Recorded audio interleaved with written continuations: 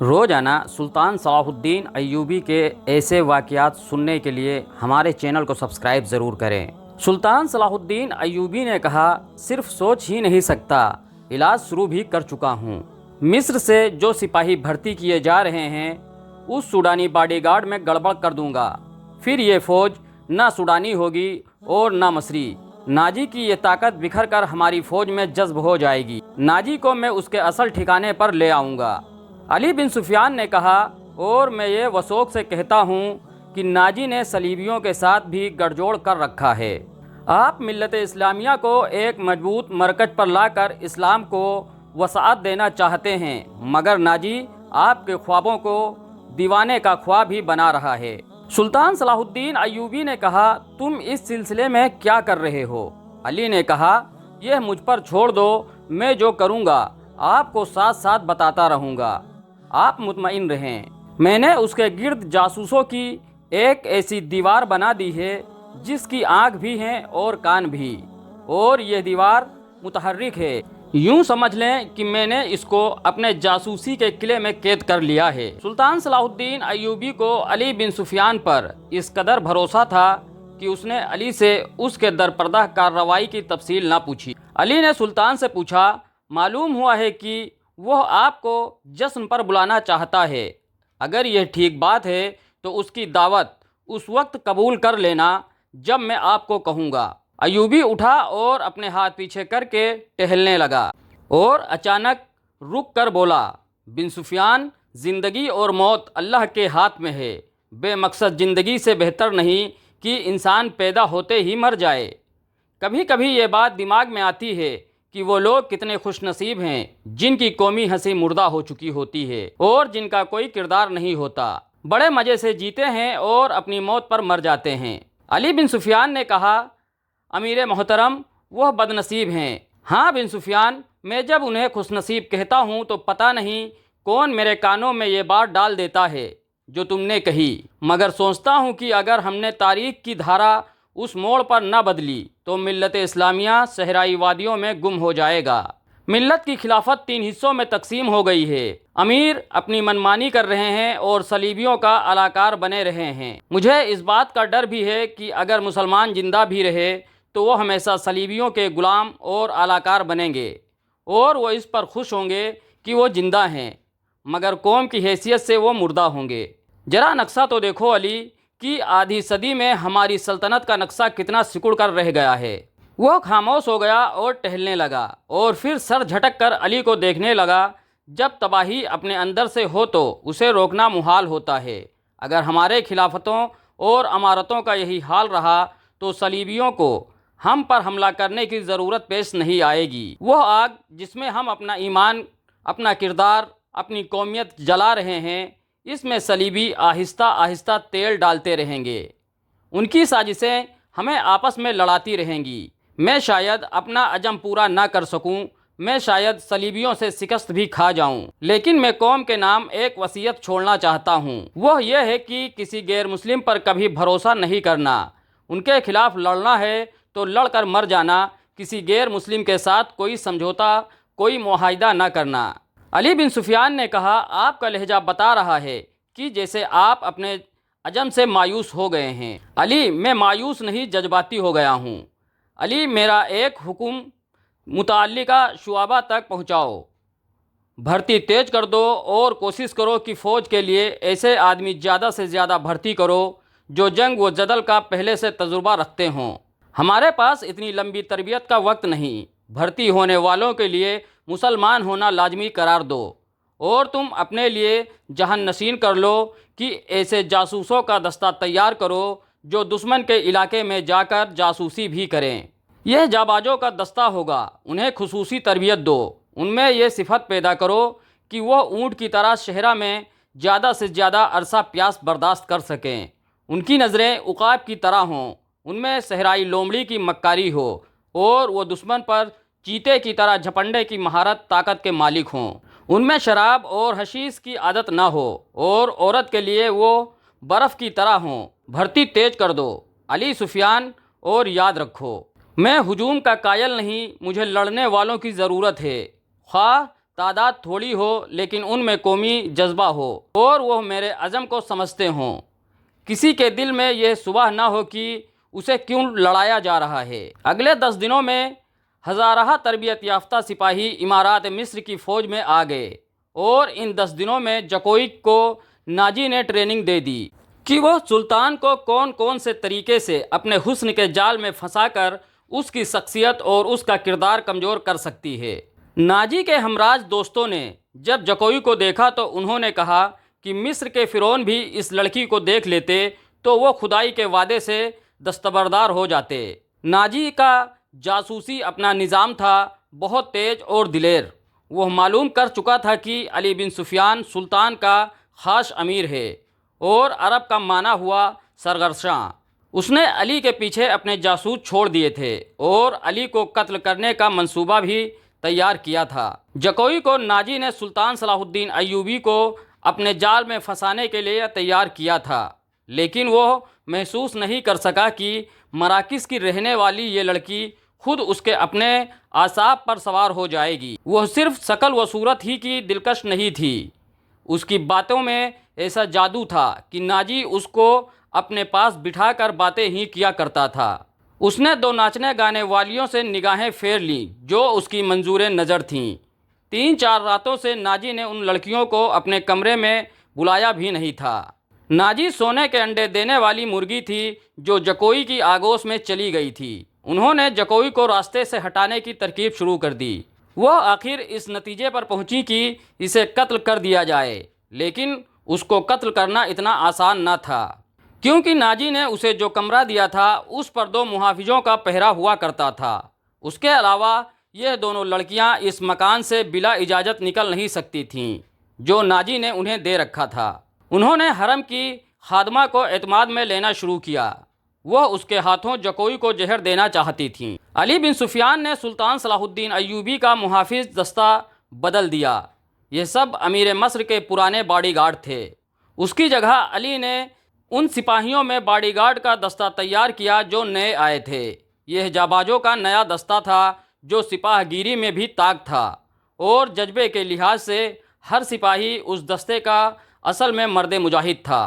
ناجی کو یہ تبدیلی بالکل بھی پسند نہیں تھی، لیکن اس نے سلطان صلاح الدین ایوبی کے سامنے اس تبدیلی کی بے حد تعریف کی اور اس کے ساتھ ہی درخواست کی کہ سلطان صلاح الدین ایوبی اس کی دعوت کو قبول کریں۔ سلطان صلاح الدین ایوبی نے اس کو جواب دیا کہ تھوڑی دیر میں بتائیں گے کہ وہ کب ناجی کی دعوت قبول کرے گا۔ ناجی کے جانے کے بعد سلطان صلاح الدین ایوبی نے علی سے مشورہ کیا کہ وہ دعوت پر کب جائے۔ علی نے مشورہ دیا کہ اب وہ کسی بھی روز دعوت کو قبول کر سکتے ہیں۔ دوسرے دن سلطان صلاح الدین ایوبی نے ناجی کو بتایا کہ وہ کسی بھی رات دعوت پر آ سکتا ہے۔ ناجی نے سلطان صلاح الدین ایوبی کو 3 دن کے بعد کی دعوت دی اور بتایا کہ یہ دعوت کم اور جشن زیادہ ہوگا اور یہ جشن شہر سے دور صحرا میں مشغلوں میں منایا جائے گا۔ ناچ گانے کا انتظام ہوگا، باڈی گارڈ کے گھوڑے اپنا کرتب دکھائیں گے، شمشیر جنی اور بغیر تلوار کے لڑائیوں کے مقابلے ہوں گے اور سلطان صلاح الدین ایوبی کو رات وہیں قیام کرنا پڑے گا۔ رہائش کے لیے خیمے نصب ہوں گے۔ سلطان صلاح الدین ایوبی پروگرام کی تفصیل سنتا رہا۔ اس نے ناچنے گانے پر اعتراض نہیں کیا تھا۔ ناجی نے ڈرتے اور جھجکتے ہوئے کہا، فوج کے بیشتر سپاہی جو مسلمان نہیں یا جو ابھی نئے مسلمان ہوئے ہیں کبھی کبھی شراب پیتے ہیں۔ وہ شراب کے عادی نہیں، لیکن وہ اجازت چاہتے ہیں کہ جشن میں انہیں شراب پینے کی اجازت دی جائے۔ سلطان صلاح الدین ایوبی نے کہا، آپ ان کے کمانڈر ہو، آپ چاہیں تو ان کو اجازت دے دیں، نہ چاہیں تو میں آپ پر اپنا حکم مسلط نہیں کرنا چاہتا۔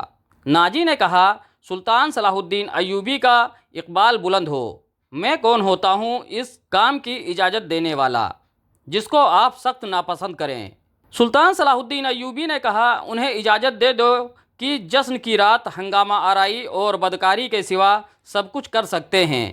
اگر شراب پی کر کسی نے ہلہ گلہ کیا تو اس کو سخت سزا دی جائے گی۔ یہ خبر جب سلطان صلاح الدین ایوبی کے پاس کے سپاہیوں تک پہنچی کہ جس سلطان صلاح الدین ایوبی کے اعزاز میں جشن منعقد کر رہا ہے اور اس میں ناچ گانا بھی ہوگا، شراب بھی ہوگی، اور سلطان صلاح الدین ایوبی نے اس جشن کی دعوت ان سب خرافات کے باوجود بھی قبول کی ہے۔ تو وہ ایک دوسرے کا منہ دیکھتے رہے۔ کسی نے کہا کہ ناجی جھوٹ بولتا ہے اور دوسروں پر اپنا رعب ڈالنا چاہتا ہے، اور کسی نے کہا ناجی کا سلطان صلاح الدین ایوبی پر بھی جادو چل گیا۔ یہ رائے ناجی کے ان افسر کو بھی پسند آئی جو ناجی کے ہم نوا اور ہم پیالہ تھے۔ سلطان صلاح الدین ایوبی نے چارج لیتے ہی ان کے عیش و عشرت، شراب اور بدکاری حرام کر دی تھی۔ سلطان صلاح الدین ایوبی نے ایسا سخت ڈسپلن رائج کیا کہ کسی کو بھی پہلے کی طرح اپنے فرائض سے کوتاہی کی ضرورت نہیں ہوتی تھی۔ وہ اس لیے خوش تھے کہ اپنے نئے امیر مصر نے ان کو رات کی شراب کی اجازت دی تھی، تو کل وہ بھی خود ان سب چیزوں کا رسیا ہو جائے گا۔ صرف علی بن سفیان تھا جسے معلوم تھا کہ سلطان نے ان سب خرافات کی اجازت کیوں دی تھی۔ جشن کی شام آ گئی۔ ایک تو چاندنی رات تھی، صحرائی چاندنی اتنی شفاف ہوتی ہے کہ ریت کے ذرے بھی نظر آ جاتے ہیں۔ دوسرے ہزارہ مشغلوں نے وہاں کی صحرا کو دن بنا دیا تھا۔ باڈی گارڈ کا ہجوم جو ایک وسیع میدان کی گرد دیواروں کی طرح کھڑا تھا۔ ایک طرف تو منصب سلطان صلاح الدین ایوبی کے لیے رکھی گئی تھی، وہ کسی بہت بڑے بادشاہ کا معلوم ہوتا تھا۔ اس کے دائیں بائیں بڑے مہمانوں کے لیے نشستیں رکھی گئی تھیں۔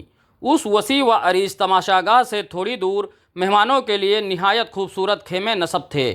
ان سے ہٹ کر ایک بڑا خیمہ سلطان صلاح الدین ایوبی کے لیے نصب کیا گیا تھا، جہاں اسے رات بسر کرنی تھی۔ علی بن سفیان نے سورج غروب ہونے سے پہلے وہاں جا کر محافظ کھڑے کر دیے تھے۔ جب علی بن سفیان وہاں محافظ کھڑے کر رہا تھا تو ناجی جکوئی کو آخری ہدایت دے رہا تھا کہ اس شام جکوئی کا حسن کچھ زیادہ ہی نکھر آیا تھا۔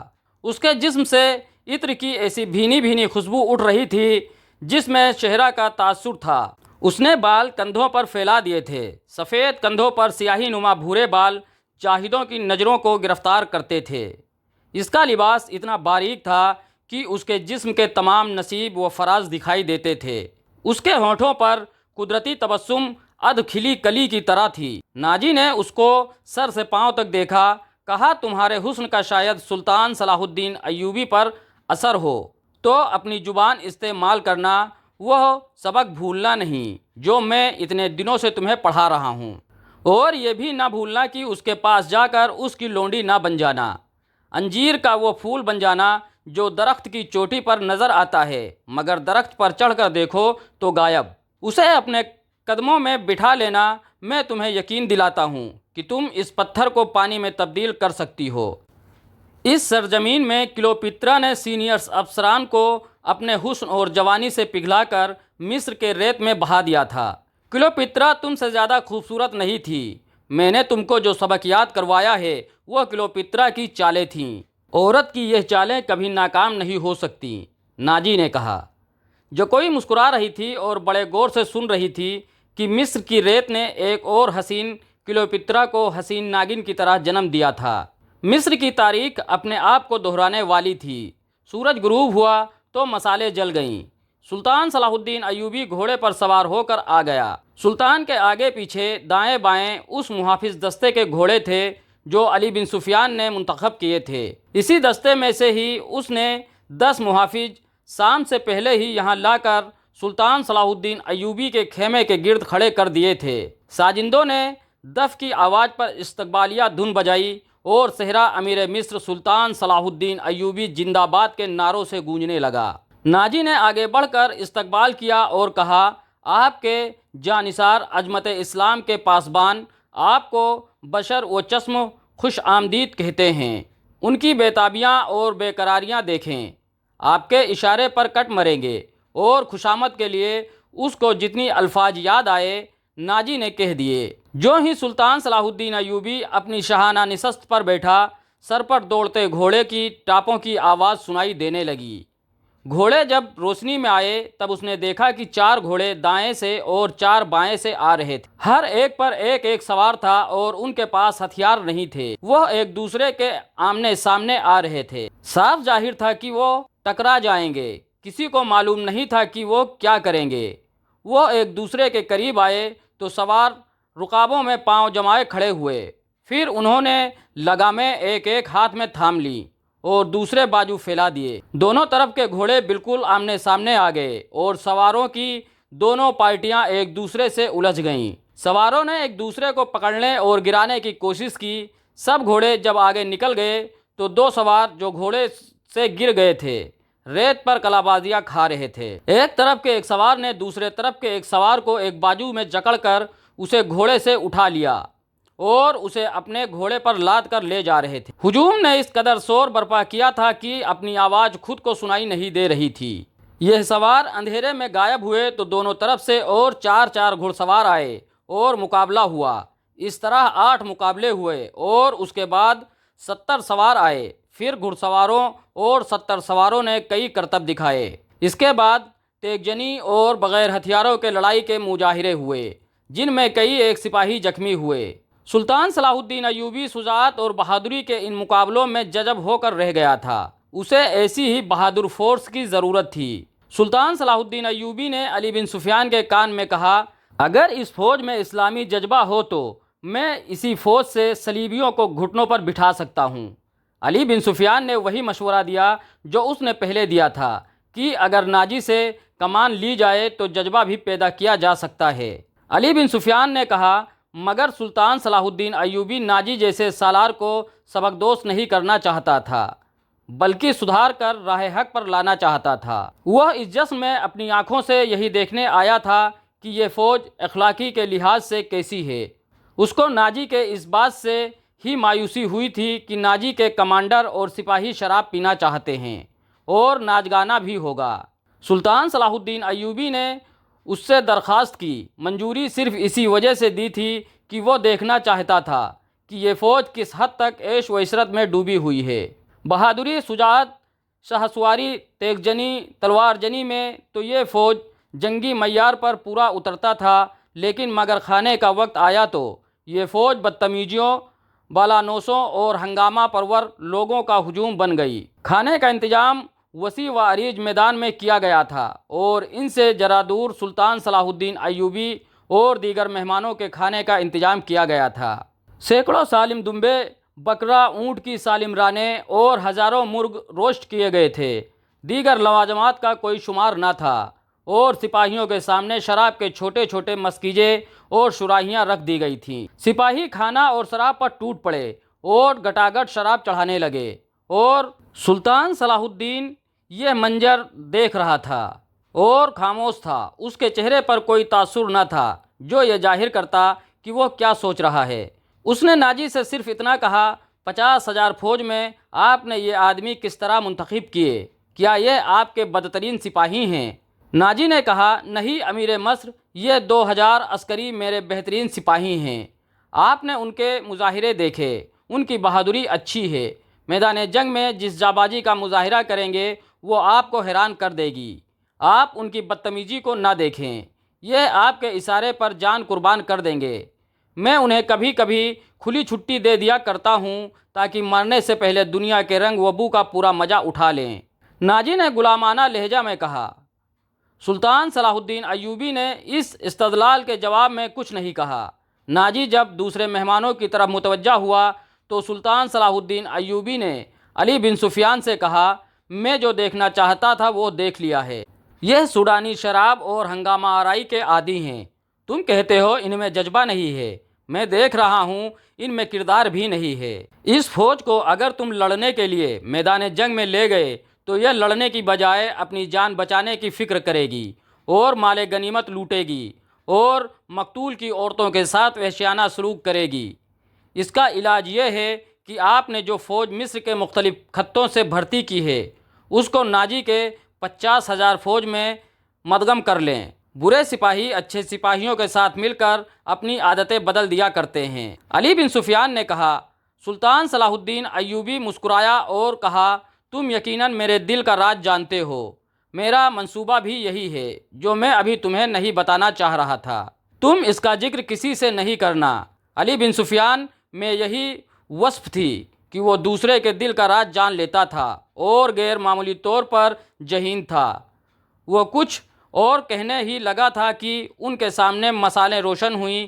زمین پر بیش قیمتی قالین بچھے ہوئے تھے۔ شہنائی اور شارنگ کا ایسا میٹھا نغمہ ابھرا کہ مہمانوں پر سناٹا چھا گیا۔ ایک طرف سے ناچنے والیوں کی قطار نمودار ہوئی، 20 لڑکیاں ایسی باریک اور نفیس لباس میں چلی آ رہی تھیں کہ ان کے جسم کا انگ انگ نظر آ رہا تھا۔ ہر ایک کا لباس باریک تھا جو سانوں سے ٹخنے تک تھا۔ ان کے بال کھلے ہوئے تھے اور کسی ریشم کا حصہ نظر آ رہے تھے جس کا انہوں نے لباس پہنا ہوا تھا۔ صحرا کی ہلکی ہلکی ہوا سے اور لڑکیوں کی چال سے یہ ڈھیلا ڈھالا لباس ہلتا تھا تو یوں لگتا تھا جیسے پھولدار پودوں کی ڈالیاں ہوا میں تیرتی ہوئی آ رہی ہوں۔ ہر ایک کے لباس کا رنگ الگ تھا، ہر ایک کی شکل و صورت ایک دوسرے سے مختلف تھی، لیکن جسم کی جھلک میں ساری ایک ہی جیسی تھیں۔ ان کی مرمرے بازو عریاں تھیں، وہ چلتی آ رہی تھی لیکن قدم اٹھتے نظر نہیں آ رہے تھے۔ وہ ہوا کی لہروں کی مانند تھیں، وہ ایک دائرے میں آ کر سمٹ گئیں۔ سلطان صلاح الدین ایوبی کی طرف منہ کر کے تعظیم کے لیے جھکیں۔ سب کے بال سرک کر شانوں پر آ گئے۔ ساجندوں نے ان ریشمی بالوں اور جسموں کے جادو میں طلسم پیدا کر دیا تھا۔ 2 سیاہ فام دیو ہوکل حبشی جن کے کمر کے گرد چیتوں کی کھال تھی، ایک بڑا سا ٹوکرا اٹھائے تیز تیز قدموں سے چل کر آئے اور ٹوکرا اس دائرے کے سامنے رکھ دیا۔ ساز سپیروں کے بین کی دھن بجنے لگی۔ حبشی مست سانڈوں کی طرح فنکارتے ہوئے غائب ہو گئے۔ ٹوکری میں سے ایک بڑی کلی اٹھی اور پھولوں کی طرح کھل گئی۔ اس پھول میں سے ایک لڑکی کا چہرہ نمودار ہوا اور پھر وہ اوپر کو اٹھنے لگی۔ یوں لگنے لگا جیسے یہ سرخ بادلوں میں ایک چاند نکل رہا ہو۔ یہ لڑکی اس دنیا کی معلوم نہیں ہوتی تھی۔ اس کی مسکراہٹ بھی عارضی نہیں تھی۔ اس کی آنکھوں کی چمک بھی مصر کی کسی لڑکی کی آنکھوں کی چمک نہیں لگتی تھی۔ اور جب لڑکی نے پھولوں کی چوڑی پتیوں میں سے باہر قدم رکھا تو اس کے جسم کی لچک نے تماشائیوں کو مشکور کر دیا۔ علی بن سفیان نے سلطان صلاح الدین ایوبی کی طرف دیکھا، اس کے ہونٹوں پر مسکراہٹ تھی۔ سلطان صلاح الدین ایوبی نے اس کے کانوں میں کہا، علی مجھے توقع نہیں تھی کہ یہ اتنی خوبصورت ہوں گی۔ دوستوں، اس ویڈیو کا اگلا بھاگ سننے کے لیے ہمارے چینل کو سبسکرائب ضرور کریں اور بیل آئیکن کو پریس کر کے رکھیں تاکہ ہم اس کہانی کا اگلا پارٹ اپلوڈ کریں تو وہ آپ تک بآسانی پہنچ جائے۔